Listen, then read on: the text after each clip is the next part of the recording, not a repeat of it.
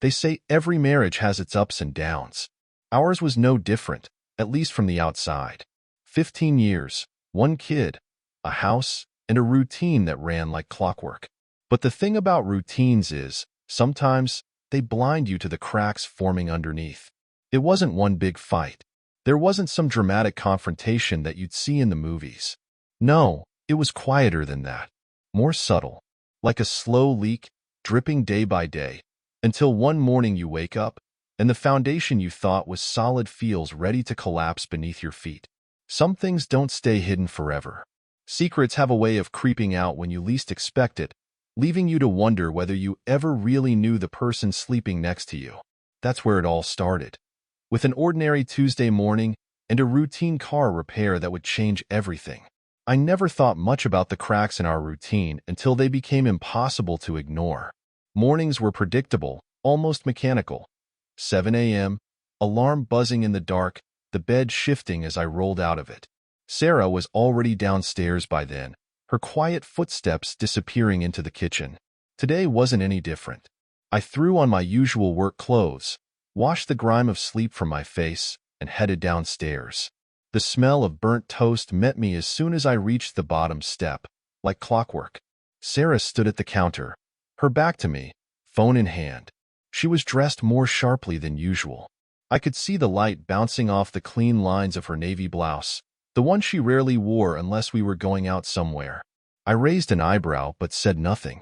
Maybe it was for the office, I thought, though I couldn't remember the last time her small part-time admin job had needed much effort. Morning, I said, keeping my tone casual, though something in the air felt a little off. She glanced up from her phone briefly, offering me a distracted smile. Morning. Don't forget about dinner with Ryan and Lisa this Friday, she reminded me. Her voice slightly clipped, like she'd already said it a dozen times and was making sure it stuck. I nodded, grabbing a piece of toast that was more blackened than browned. I remember, I mumbled, taking a bite and forcing it down. Same time, same place? Yeah, the Green Lantern, 7 sharp, she said, finally slipping her phone into her purse and turning to face me. I'm heading out early today. Got a lot to catch up on at the office. It felt rehearsed. The words, the way she said them. I stared at her for a moment longer than usual, trying to shake the odd feeling creeping in. Sure, I'll be home by 6. She smiled again, tight-lipped, and kissed me on the cheek before grabbing her bag. Love you. I watched her walk out the door, but the love you didn't sit right.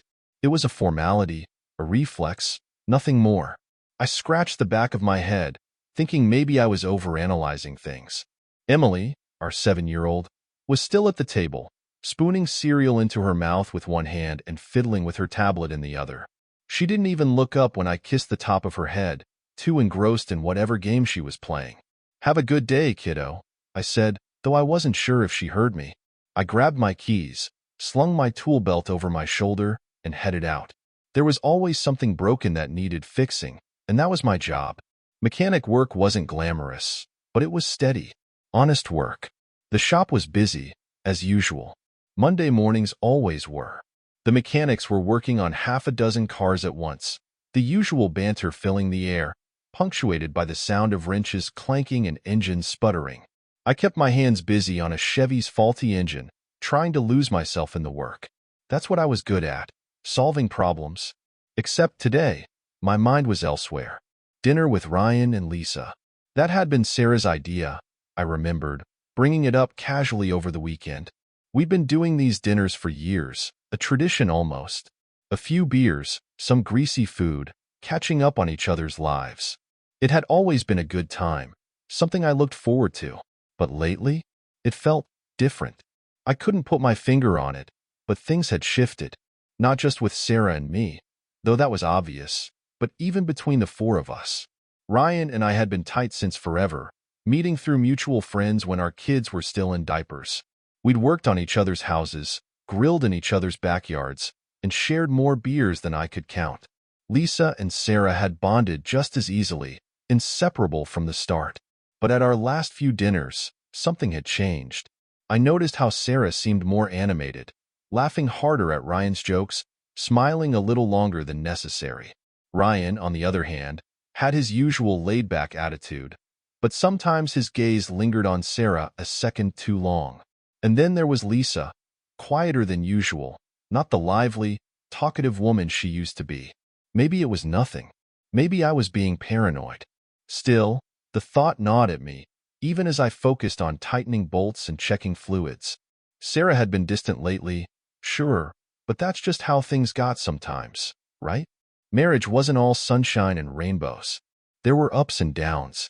Hell, we'd been together for 15 years. I wasn't naive enough to think things would stay the same forever, but I couldn't shake the feeling that something was building beneath the surface, something I hadn't quite grasped yet. Dinner was quiet. Emily had already finished her plate and was upstairs playing, leaving Sarah and me alone at the table. I stared down at the remnants of my food, my fork scraping the edge of the plate absent-mindedly. "You're sure about Friday, right?" Sarah asked, cutting into my thoughts. "I just want to make sure we're on the same page with Ryan and Lisa." Yeah, I've got it," I replied, my tone coming out sharper than I intended. "It's not like I'm going to forget." She shot me a look, her eyes narrowing for a split second before she turned away, focusing on clearing the dishes. "I'm just making sure," she muttered, her back to me now. It was then that I realized how often we'd been having these dinners. Almost every week now. Before, they were spread out, maybe once a month at most. But recently, it was like clockwork. Every Friday or Saturday, we'd meet up at the Green Lantern, always with Ryan and Lisa. Always together. I stood up and grabbed a beer from the fridge, cracking it open with a little too much force. "So, what's this dinner for, anyway?" I asked, trying to sound casual, though my curiosity was real. "We've been seeing them a lot lately." "Does it matter?" she replied, her voice carefully neutral. "We're friends. It's normal." I leaned against the counter, taking a long sip, watching her as she rinsed the dishes, her movements stiff. There was something there. Something she wasn't saying. I wanted to push, to ask what had changed, but I held back. Now wasn't the time. Not yet. "Yeah, I guess it's normal," I said, more to myself than to her. As I headed upstairs to tuck Emily in, the questions swirled in my mind. I couldn't shake the feeling that something was coming, something I wasn't ready for. But I'd find out soon enough. It was another early start. The shop opened at 8, but I liked to get there a bit earlier, knock out some of the smaller jobs before the full day got going. The cool morning air still hung in the lot as I parked, the sunlight breaking across the horizon. I stepped out, stretched, and checked my phone for messages. Sarah hadn't texted me all morning, but that wasn't unusual. As soon as I unlocked the shop, Ryan pulled in with his Dodge, sputtering into the lot like always. I heard the engine groaning as he pulled up. It was a familiar sound. Ryan's car was practically a regular client at this point. I could fix that Dodge in my sleep. I walked over as he stepped out, flashing me that easy grin of his. "She's making that noise again," he said, motioning toward the engine. "Think it's the belt this time?" "Probably," I muttered, eyeing the car. "Pop the hood. I'll take a look." He handed me the keys, and we exchanged a few words, just the usual shop talk. Ryan had always been the laid-back type, never in a rush, always quick with a joke. But this morning, something felt different. Maybe it was me. Maybe it was the strange undercurrent between us ever since that dinner last week, but I couldn't put my finger on it. I slid into the driver's seat to reach for the hood lever, my hand brushing against the side of the seat as I fumbled for the latch. My fingers hit something soft. I frowned, instinctively reaching farther under the seat. There, wedged deep between the seat and the floorboard, was a small, crumpled piece of fabric. For a second, I didn't think anything of it. Just some trash, probably. Fast food wrappers, or some old rag left in the car. But when I pulled it out, it wasn't a rag. It was lace. Red lace. I froze, staring at the delicate fabric dangling from my hand. It wasn't just any lace either. It was a pair of thongs, red, intricate, the same ones I had given Sarah on our anniversary last year. I couldn't believe it at first. I held them up, turning them over in my hands, my stomach sinking deeper with every second. The color was unmistakable. The fabric, the design. I knew them because I had bought them, wrapped them up myself in the nicest little box I could find, trying to reignite something between us that had long since fizzled out. My blood ran cold, the weight of realization crashing down on me. I shot a glance toward Ryan, who was leaning against the shop door, talking to one of the other mechanics, completely oblivious to what I had just found. My mind raced, 1,000 thoughts firing all at once. There was no way. No way Sarah could have left them here by accident. She never rode in Ryan's car. At least, not recently. Unless… No. My breath came out ragged as I shoved the thongs back under the seat, my hand shaking. I needed time. I needed to think. Everything was moving too fast, and I wasn't ready to face the truth that was staring me right in the face. I slammed the hood shut with more force than necessary, making Ryan jump a bit. He turned toward me, that same carefree grin still plastered on his face. "What's the verdict, Doc?" "Loose belt," I managed to say, trying to keep my voice steady. "Easy fix. Won't take long." "Great. Appreciate it, man." He handed me a $20 bill for the trouble, just like always, not even bothering to glance inside the car. I nodded, barely hearing him as he hopped back into the Dodge and drove off, leaving me standing there in the lot, my hands still trembling. The sound of his engine faded into the distance, but the weight of what I had found stayed with me, gnawing at my insides like a disease. By lunch, I was still rattled. I couldn't shake the image of those thongs from my mind. Every time I tried to focus on a job, the thoughts came flooding back, like a broken record that wouldn't stop playing. The shop was buzzing, busy as always, but I felt like I was underwater, drowning in the mess of what I'd found. I sat in the back of the shop, staring at my sandwich but not really seeing it. My phone buzzed on the table, but I didn't check it. There wasn't anyone I wanted to talk to right now. The worst part was how easily everything made sense now. The dinners, the late nights, the way Sarah had been acting lately. It all lined up, and the more I thought about it, the angrier I became. She'd been slipping away for a while now, hadn't she? But this was something else. This was betrayal. And Ryan? Of all people, Ryan? My best friend. The guy I'd trusted with everything. The guy who sat across from me every week, laughing, joking, acting like everything was perfectly normal. I couldn't believe it. I didn't want to believe it. But the evidence was staring me right in the face. I pulled into the driveway that evening, the sun already starting to set behind the trees. Sarah's car was parked out front, the blinds half drawn, the house quiet. Everything looked normal, but nothing felt normal anymore. I sat in the car for a moment, gripping the steering wheel, my mind spinning. I needed to confront her. I couldn't keep this inside. But how the hell was I supposed to bring it up? What was I supposed to say? "Hey, I found the thongs I gave you in Ryan's car. Want to explain that?" I couldn't do it. Not yet. I needed more. I needed to be sure. I walked inside, finding Emily sprawled out on the living room floor, her coloring books and crayons scattered around her. She looked up and smiled when she saw me, the kind of smile that made everything else fade for a moment. She was the only good thing left in my life right now. "Hey, kiddo," I said, ruffling her hair. "Where's your mom?" "In the kitchen," Emily replied without looking up from her drawing. I made my way to the kitchen, trying to compose myself. Sarah was at the counter, chopping vegetables, moving with a practiced efficiency that somehow made me sick. She didn't even look up when I walked in. "Hey," I said, keeping my voice casual. "How was your day?" "Busy," she replied, not missing a beat. "Work's been a nightmare this week." "You?" I hesitated, watching her hands move methodically over the cutting board. She was acting like everything was fine, like there was nothing wrong. I wanted to scream, to throw the truth in her face and demand answers. But I couldn't. Not yet. "Same as usual," I muttered, grabbing a beer from the fridge. "Nothing exciting." We ate dinner in silence, with Emily chattering on about school, filling the quiet with the innocent noise of a child who had no idea her parents' world was about to collapse. But in my head, all I could hear was the sound of Ryan's Dodge pulling away that morning and the thongs I'd found sitting in the back seat. The next morning felt like someone had stuffed cotton into my brain. My thoughts were thick and heavy, clouded by everything I hadn't said, everything I couldn't say. Sarah had already left by the time I came downstairs, her usual routine, But it felt different now. The image of those red thongs and the easy way Ryan had grinned at me stayed fresh in my mind. As I sipped my coffee, I knew I couldn't let it go. Not this time. I'd been playing it over and over in my head all night, trying to think of any possible explanation that didn't lead to the obvious.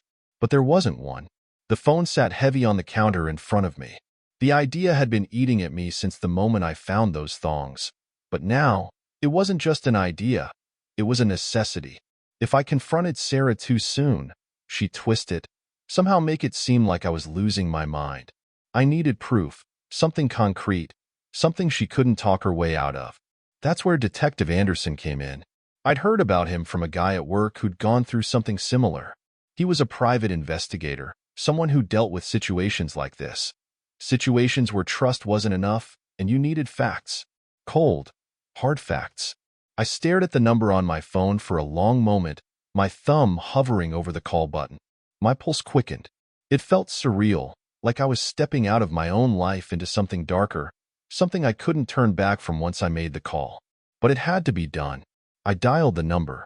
By the afternoon, I was sitting in a dimly lit office downtown, the heavy smell of stale coffee and ink hanging in the air.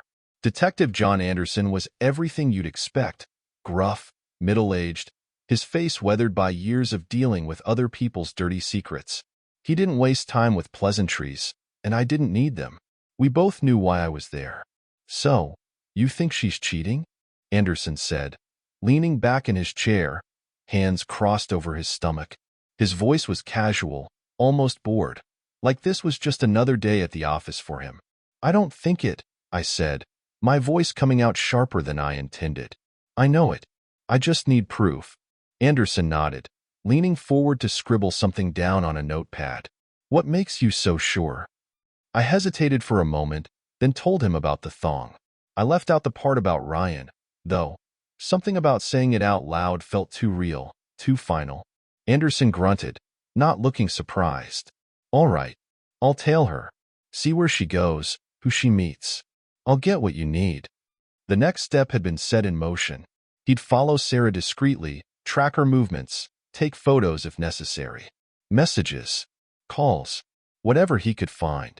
It felt cold, underhanded even, but I knew it was the only way. I had to know the full story. There was no turning back now. It didn't take long for things to start falling into place. Anderson worked fast. I'd been keeping my distance from Sarah, acting like everything was normal, even though the tension was thick enough to cut with a knife. It wasn't easy, sitting across from her at dinner, pretending like nothing had changed. Every time her phone buzzed or she left the room, I felt my muscles tense, waiting, watching for any sign that would confirm what I already knew. Sarah, on the other hand, was starting to notice the shift. I'd grown colder, shorter with my responses. I didn't laugh at her jokes or make small talk the way I used to. She could feel it, and she didn't like it. "You've been quiet lately," she said that night over dinner, her fork clinking against the plate. Emily was already in bed, and it was just the two of us sitting in the uncomfortable silence that had become our norm. "Work's been busy," I replied, not looking up from my plate. She didn't buy it. I could see her eyes narrow, her fingers tightening around the fork. "It's more than that. You've been different, distant." I shrugged, not giving her anything to latch onto. The truth was on the horizon, but I wasn't ready to confront it head-on yet. "I'm just tired, Sarah." She opened her mouth to say something, but then her phone buzzed on the counter. She glanced at it, and her expression shifted, just a flicker, but enough to make my stomach turn. I didn't need to ask who it was. I already knew. Anderson had been following Sarah for 3 days, and he finally had something. I met him back at his office, the same dim, musty room where this whole mess had started. He didn't say much as he handed me a folder, but I could see it in his eyes. He found what I was looking for. I opened the folder slowly, my fingers brushing against the edge of the photos inside. My heart was pounding in my chest, a mix of dread and anger building with every second. The first photo was of Sarah, stepping out of her office building. Anderson had snapped a few of her walking to her car, nothing unusual there. But as I flipped through the photos, my stomach twisted into knots. There she was, meeting up with Ryan outside a small cafe across town. The two of them sat together, laughing, their heads bent close as if they were sharing secrets. In another, they were walking into a motel, the kind of place no one went to unless they had something to hide. But it wasn't just the photos. Anderson had gathered messages, texts between Sarah and Ryan that made my blood boil. They were careful not to spell things out too explicitly, but the meaning was clear enough. I can't stop thinking about last night. Same place tomorrow? I miss you. I slammed the folder shut, my hands trembling. This was it, the undeniable proof I'd been waiting for. I had the timeline, the photos, the messages.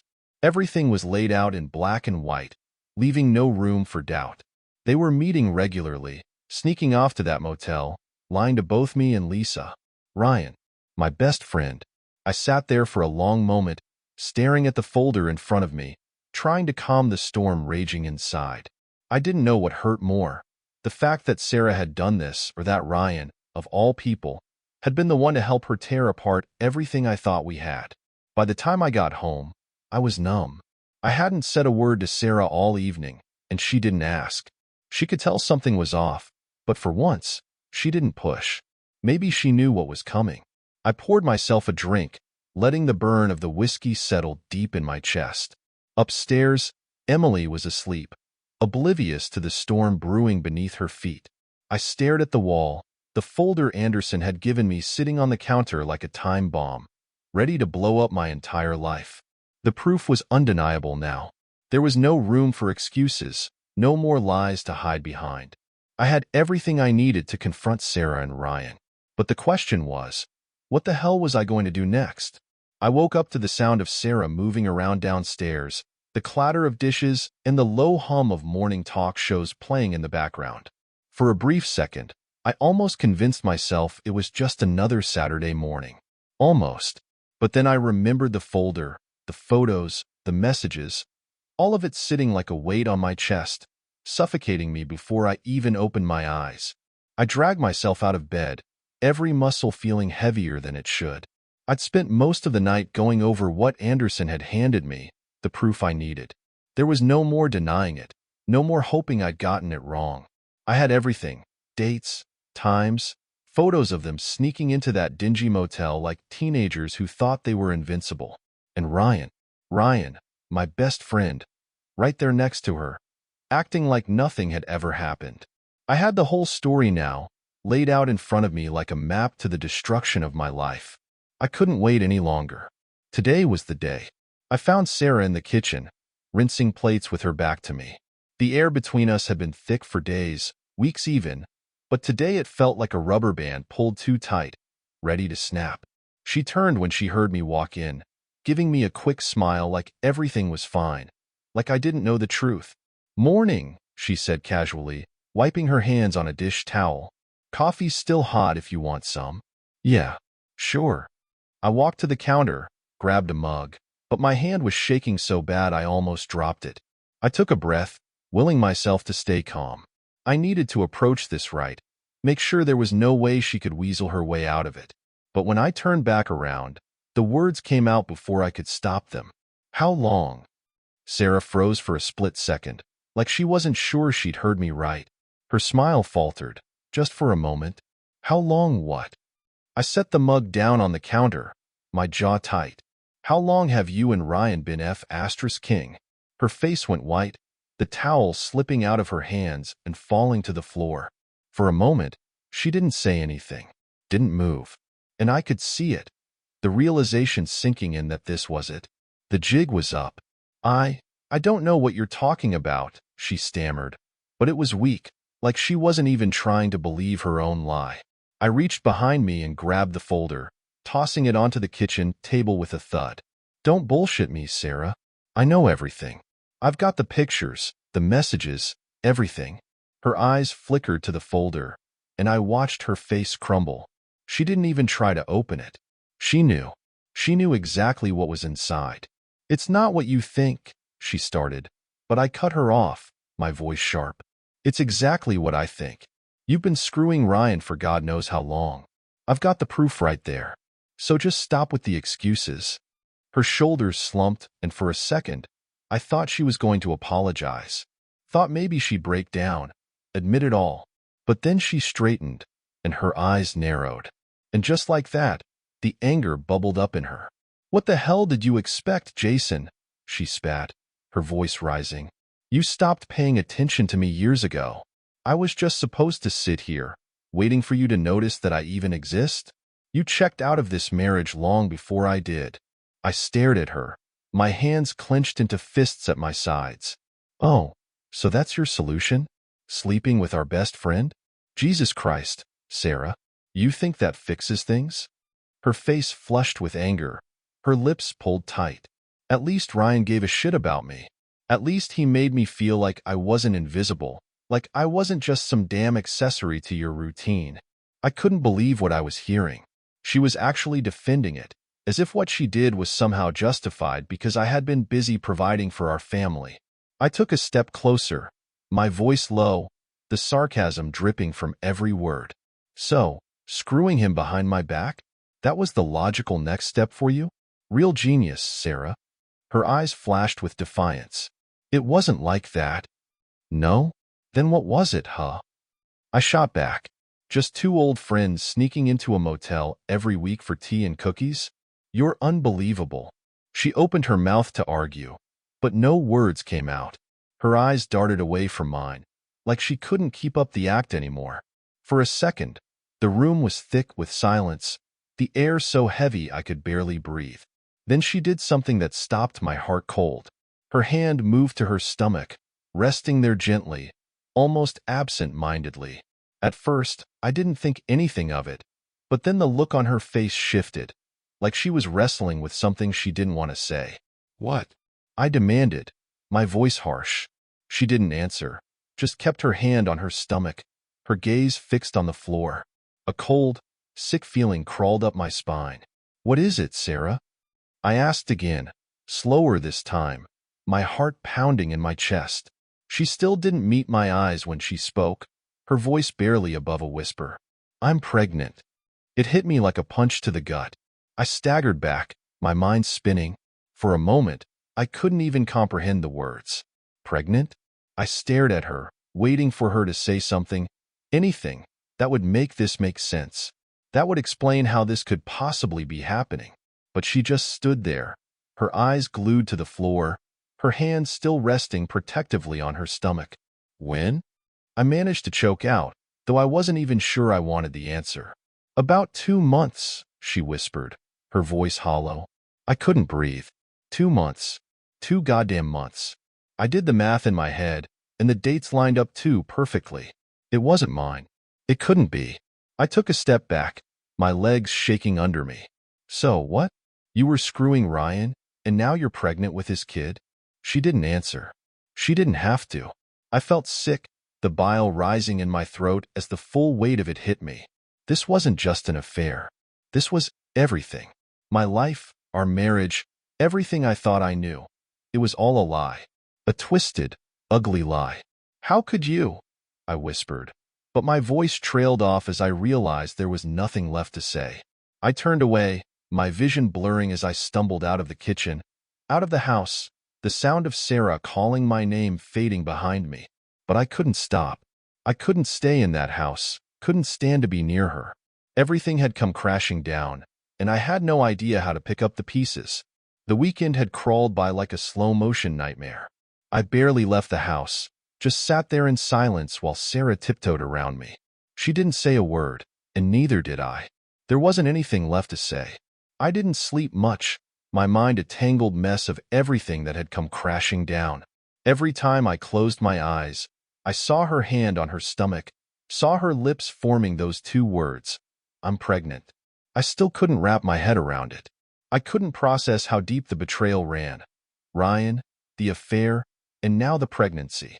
And yet, here I was, still in the same house with her, still waking up to the same sounds, pretending for Emily's sake that we were anything close to normal. But I wasn't going to sit around and wait for the wreckage to bury me. No, this was far from over. I pulled my truck into a small lot downtown, the sign outside the law offices of Michael Davis hanging in the air like a beacon. It was time to get the ball rolling. I had made the appointment last night, and it was the first step in taking control of the situation. I stepped inside the building and was immediately greeted by the quiet hum of an office at work. The receptionist at the front desk glanced up, her eyes scanning the appointment log before giving me a polite smile. "Mr. Miller? Mr. Davis is ready for you." I nodded, adjusting my jacket as I followed her down the hall into a large office where Michael Davis, my lawyer, sat waiting. He stood when I walked in, offering his hand. His grip was firm, his expression professional but cold. That was exactly what I needed. Someone who could be as ruthless as I was feeling. "Jason, have a seat," Davis said, motioning toward the chair in front of his desk. "Let's talk about your situation." I took a deep breath and sat down, feeling the weight of what I was about to unleash settle into my bones. The meeting started the way these things always do, straight to business. I told Davis everything. I didn't leave out a single detail, from the affair to the pregnancy, right down to the evidence I had gathered from Detective Anderson. I laid it all out in front of him, methodically, piece by piece, until there was no doubt what kind of case we were dealing with. Davis leaned back in his chair, skimming through the folder of evidence. His expression didn't change, but I could see his mind already working, calculating, figuring out the best angle to go for. "You've got a solid case," he finally said, looking up. "The evidence is clear. Her affair with Ryan will work in your favor, especially with custody. But I'll be honest, the pregnancy complicates things." "Why?" I asked, my voice tense. "It's not mine. That should make it easier." "It complicates things because the court might lean toward shared custody," Davis explained. "They might feel that separating the children, your daughter, Emily, and this unborn child, could be detrimental to both of them." I felt a cold anger settle in my chest, a bitter taste filling my mouth. "You're telling me she could get to keep our daughter? After everything?" "I'm saying it's a possibility," Davis replied, his voice level. "But we're going to fight that. We'll use the evidence of her infidelity, Ryan's involvement, and the instability of their situation to make sure you get full custody. We can argue that she's unfit, given the circumstances." "Good," I said, leaning forward, my jaw clenched.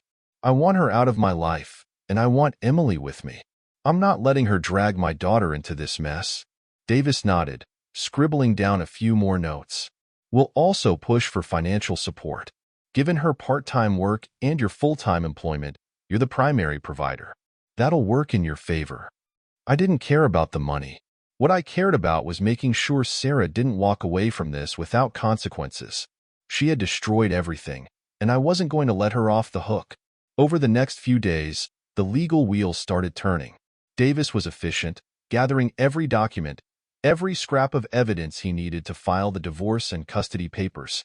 I kept my distance from Sarah, barely speaking to her, though she knew something was coming. I could see it in the way she watched me, her eyes darting away every time I entered a room.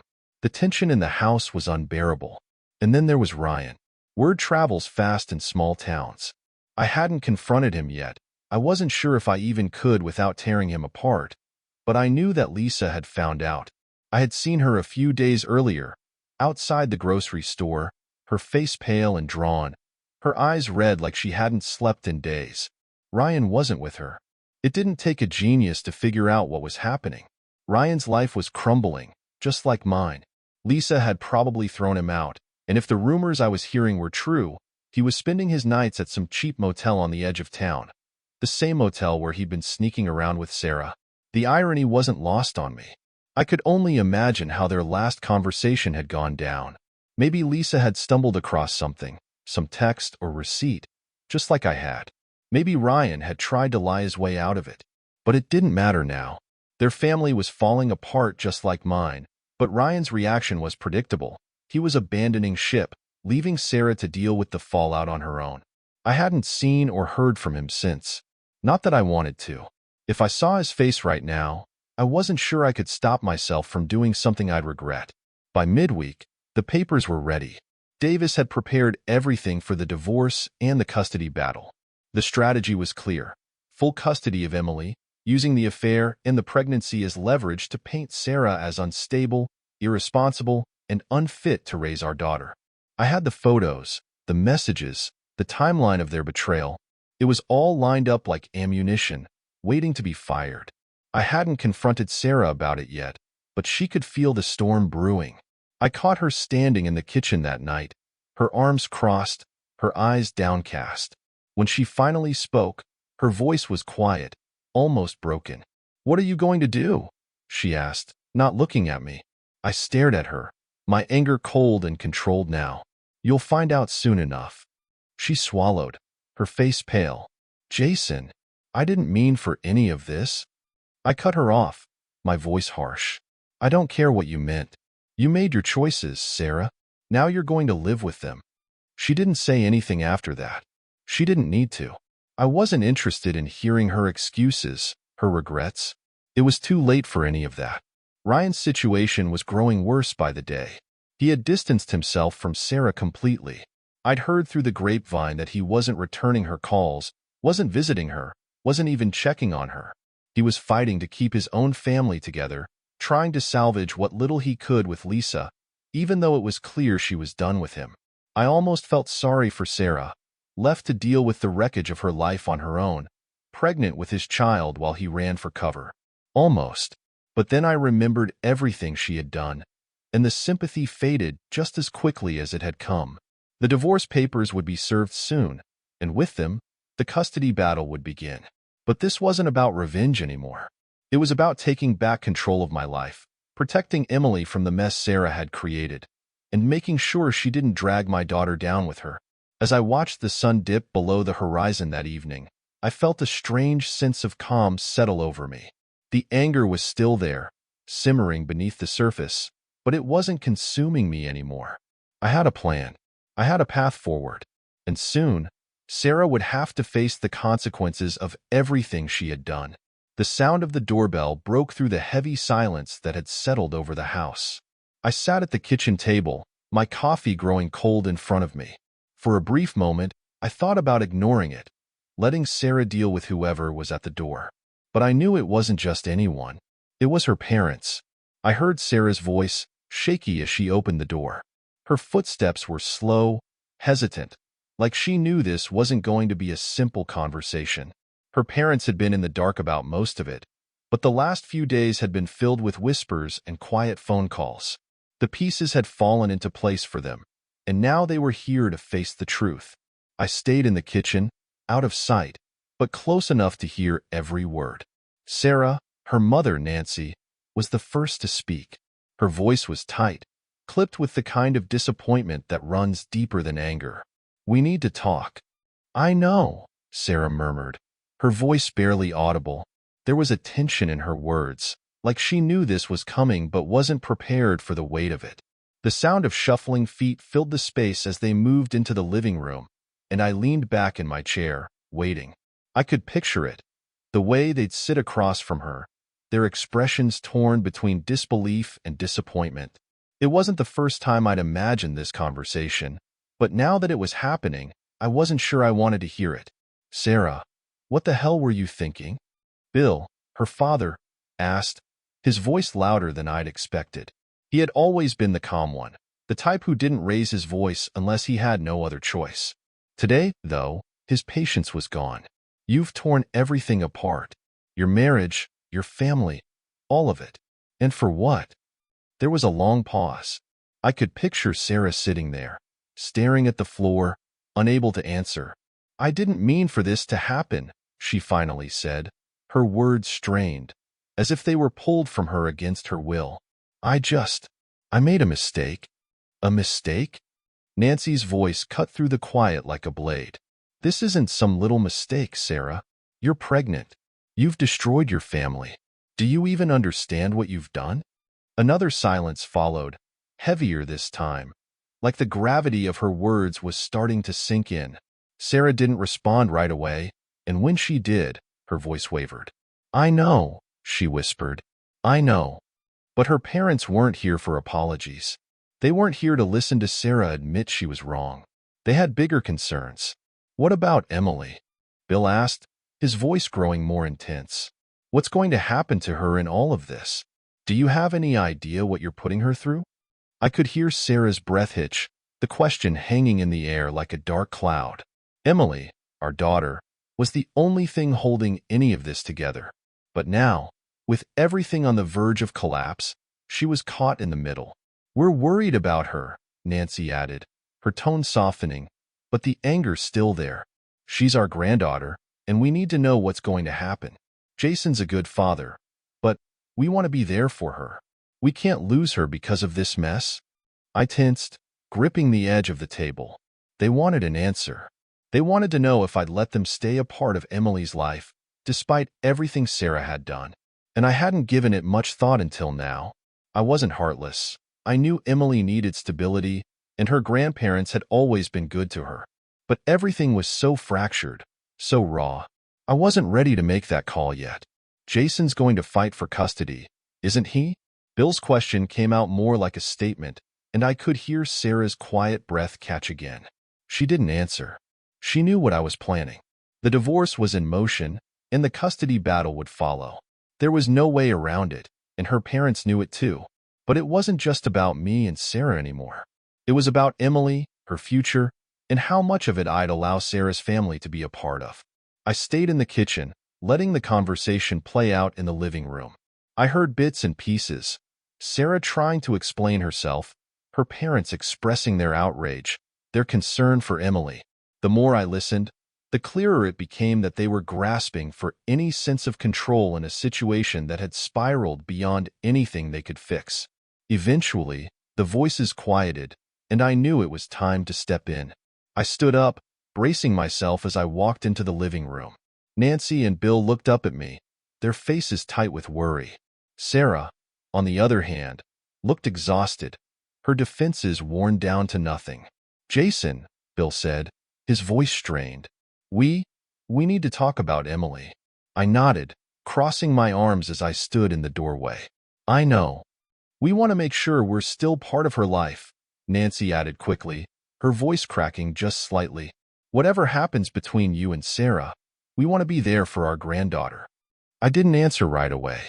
The truth was, I hadn't decided yet. Everything was still too fresh, too raw. I had my plan. I was going to fight for full custody, and I wasn't going to let Sarah drag Emily down with her. But as for her parents, that was something I hadn't fully wrapped my head around. "I haven't made any decisions yet," I said, my voice steady but firm. "Right now, all I care about is making sure Emily comes out of this okay." Nancy's face fell, but she nodded, understanding that I wasn't going to give them an answer today. Bill's jaw tightened, but he didn't press the issue either. They knew I wasn't in the mood for negotiation. "We understand," Bill finally said, his voice quiet. "Just please think about it, Jason. Emily means the world to us." "I will," I said, leaving it at that. It wasn't a promise, but it was enough to end the conversation for now. The tension between Sarah and me had become unbearable. Every moment spent under the same roof felt like we were waiting for something to break. I couldn't look at her without feeling a wave of anger and betrayal wash over me, and she had stopped trying to bridge the gap. She knew the fight for Emily was coming, and she wasn't backing down. Despite the guilt and exhaustion that clung to her, Sarah wasn't ready to give up on her child. The defiance I'd seen in her before had dimmed, replaced with something more desperate, but she was still holding on. I could see it in the way she hovered around Emily, her eyes never straying far from our daughter. She wasn't going to let go without a fight, no matter how broken she seemed. The custody battle was looming on the horizon, and we both knew it. The silence in the house now felt like the calm before the storm. I kept my distance, knowing that every interaction with Sarah could ignite a fresh wave of arguments. I was focused on the bigger picture, Emily. She was the only thing that mattered now, and I wasn't going to let Sarah's decisions ruin her future. But the weight of her parents' request lingered in the back of my mind. They had made it clear. They wanted to stay in Emily's life, and I knew I'd have to face that decision sooner or later. For now, though, I wasn't ready. There were still too many moving pieces, too many unresolved questions. The tension in the house, the conversations hanging unfinished, and Sarah's fight for Emily were all part of the slow, unraveling chaos. But the final answers weren't here yet. They were coming, though. I could feel it. The courthouse was cold, the kind of cold that seeped into your bones and made everything feel heavier. I'd never imagined myself sitting in a courtroom, let alone fighting for custody of Emily, but here I was. It felt surreal, like I was watching someone else's life unfold. But this was my life, my family, torn apart and laid bare in front of a judge who would decide the future of my daughter. Sarah sat across from me at the other table, her eyes downcast. She hadn't looked at me since we entered the room, and I didn't care. There was nothing left to say between us. Today wasn't about her. It wasn't about me either. It was about Emily. Michael Davis, my lawyer, sat next to me, his briefcase neatly organized in front of him. He was calm, collected, ready to go to battle. Across the aisle, Sarah's lawyer fidgeted with a stack of papers, whispering something to her. She nodded slightly, but her face was pale, her body tense. She knew this wasn't going to be easy. The judge, Catherine Reynolds, finally entered, her presence commanding the room. Everyone stood, the tension palpable. This was it. "Be seated," Judge Reynolds said, her voice sharp and professional.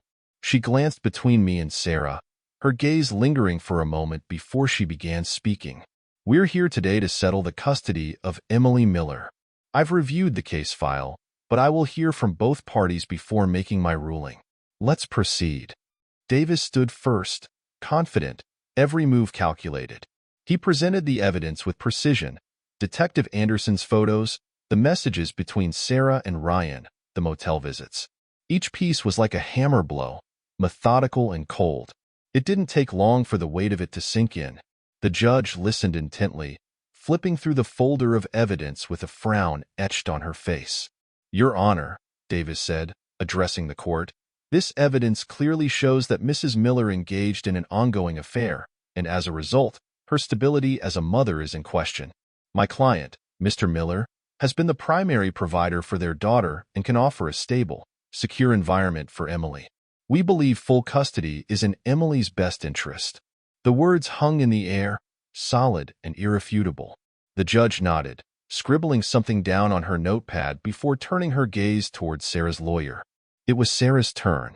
Her lawyer stood, clearing his throat awkwardly before launching into her defense. "Your Honor," he began, "Mrs. Miller acknowledges her mistakes, but we believe those actions were driven by emotional neglect. Mrs. Miller was not given the attention or support she needed in her marriage, which led to her seeking comfort elsewhere." I could feel my jaw tighten as he spoke, but I kept my face neutral. Emotional neglect. That was the narrative Sarah was sticking to, as if that somehow justified everything. Sarah's lawyer went on, talking about how she was still a devoted mother despite the affair, how she had been Emily's primary caregiver while I worked long hours. He tried to paint a picture of a mother who had made a mistake but was still worthy of keeping her child. But it was weak, and I could see the judge wasn't buying it. After hours of back and forth, it was time for the testimonies. Davis called my parents to the stand first. My mother took her seat, her voice steady but full of emotion as she talked about how involved I was in Emily's life, how much I loved her, how I was the one holding everything together. She spoke of my responsibility, my consistency, painting the picture of a stable father who had done everything right. When it was Sarah's turn, her face was tight, her knuckles white as she gripped the edge of the table. Her parents were called up next, and as I watched them take the stand, I wondered how they were going to handle this. Would they defend her? Would they lie for her? I couldn't be sure. But when Nancy spoke, her voice wavered. She didn't defend her daughter. Instead, she spoke about Emily, about what was best for her. "Emily needs stability," Nancy said quietly, her eyes flicking toward Sarah. "And Jason. Jason can provide that. We've seen him with Emily. He's a good father." A heavy silence fell over the room, and I could feel Sarah's anger burning through the silence, though she stayed quiet. By mid-afternoon, everything had been laid out. The evidence, the testimonies, the back-and-forth arguments. Judge Reynolds sat in thoughtful silence, her pen tapping lightly against her desk as she considered everything she had heard. The room was tense, waiting for her ruling. Finally, she spoke. "I've reviewed the evidence, the testimonies, and all aspects of this case," she began, her voice measured. "This is not a decision I make lightly. Both parents clearly love their daughter, but it is my responsibility to determine what is in the best interest of the child. My heart pounded in my chest as I watched her flip through her notes one last time. In light of the evidence presented, she continued, it is clear that Mrs. Miller's actions have shown a level of instability that cannot be ignored. While I acknowledge that emotional neglect can play a role in marital issues, that does not excuse the decisions that were made, particularly in regard to the impact on the child. She paused, her eyes flicking between me and Sarah. Therefore, I am granting full custody of Emily Miller to Mr. Miller, she said, her voice final. Mrs. Miller will have visitation rights, but they will be strictly monitored and scheduled in a way that ensures the stability and well-being of the child. The words hit like a tidal wave. Full custody. I could feel the weight of it settle in, a mixture of relief and finality. It was over. I had one. But then the judge's voice softened slightly as she addressed me directly. Mr. Miller, I also understand that family connections are important for a child's development. I urge you to consider maintaining Emily's relationship with her maternal grandparents, as long as it does not interfere with the terms of the custody agreement. I nodded, the judge's words sinking in. I knew she was right. Nancy and Bill weren't the ones who had torn everything apart, and Emily deserved to know them. By the time I got home that evening, the weight of the day was still pressing on me. The courtroom had felt like a battleground, but now, standing in my quiet house, everything seemed oddly still. Emily was asleep upstairs, blissfully unaware of the war that had been fought over her future. I sat down at the kitchen table, staring at the custody papers in front of me. Full custody. I had one, but it didn't feel like a victory. There was no celebration, just the knowledge that I had done what needed to be done. For Emily. The door creaked open, and Sarah walked in, her face pale and drawn. She didn't say anything, just stood there for a moment, her eyes flicking to the papers on the table. I could see the devastation in her expression, the reality of what had happened finally hitting her. I'll fight for her, she said, her voice shaky but determined. This isn't over. I nodded, knowing she would. But deep down, we both knew the fight had already been decided. Good night, Sarah, I said quietly, standing up and heading upstairs to check on Emily. Later that night, I lay in bed, staring at the ceiling. Emily was safe in the next room, and the future was finally starting to take shape. The storm had passed, but there would be more battles ahead. I knew that, but for now, I could breathe. Thank you for listening to this story. Subscribe to the channel, put a like under the video, and write a comment about how you like this story.